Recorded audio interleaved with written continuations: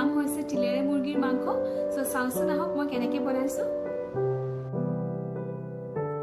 প্ৰথমতে আপোনালোকে আধা কাপ তিল পানীত ভালকৈ ধুই লৈ 2 ঘণ্টামান পানীত তিয়াই থৈ দিব এয়া মই 2 ঘণ্টাৰ পিছত তিয়াই থোৱা তিলখিনি দেখুৱাইছোঁ দেখিছেনে কেনেকুৱা হৈছে তাৰপিছত দুটা জলকীয়া অকমানি আদা কেটুকুৰমান নহৰু আৰু দুটা মিডিয়াম সাইজৰ পিয়াজ সৰু সৰুকৈ কাটি লৈছোঁ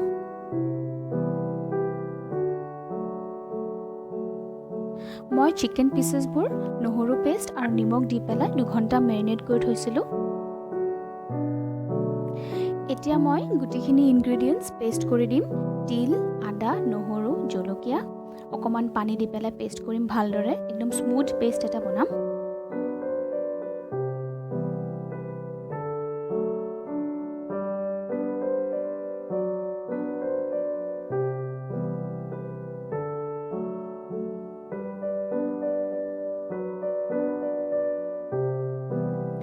এতিয়া গেছটো জ্বলাই লৈছোঁ আৰু কেৰাহীটো বহাই দিছোঁ তাত তেল অকমান দি পেলাই গৰম হ'লে মই পিয়াজখিনি ভালদৰে ফ্ৰাই কৰি ল'ম 3-4 মিনিটমান ভালদৰে ফ্ৰাই কৰিম গোল্ডেন ব্ৰাউন হোৱালৈকে তাৰপিছত চিকেন পিচেছবোৰ দি দিছোঁ আৰু ভালদৰে ফ্ৰাই কৰিব লাগিব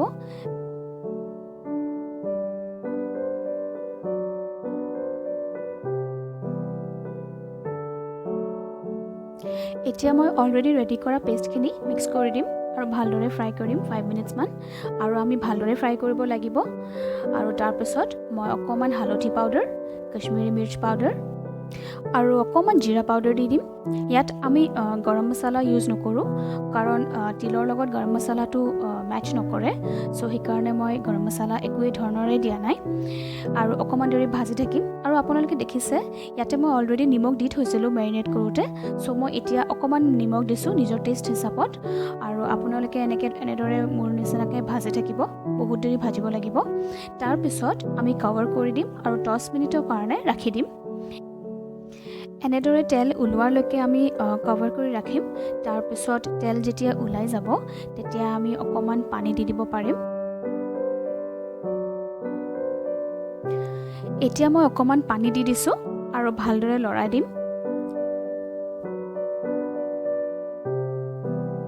এতিয়া মই আকৌ কভাৰ কৰি দিম আৰু 30 মিনিটছৰ কাৰণে টাচ নকৰোঁ ভালদৰে সিজিবলৈ দিম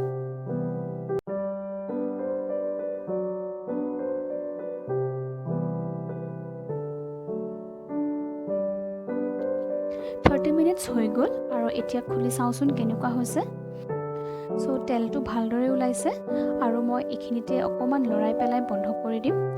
আপোনালোকে ইচ্ছা কৰিলে অকমান গ্ৰেভি হিচাপতো ৰাখিব পাৰে অকমান পানী দি পেলাই আৰু অকমান গৰম কৰি দিবও পাৰে কিন্তু মই এনেকৈ ভাল পাওঁ আৰু মোৰ হাজবেণ্ডেও এনেকৈ ভাল পায় সো আমি এনেকৈ ৰাখি দিছোঁ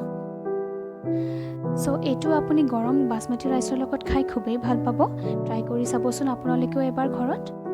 Thank you so much for watching আৰু লাইক আৰু সাবস্ক্ৰাইব কৰি দিব যদি ৰেচিপিটো আপোনালোকে ভাল পাইছে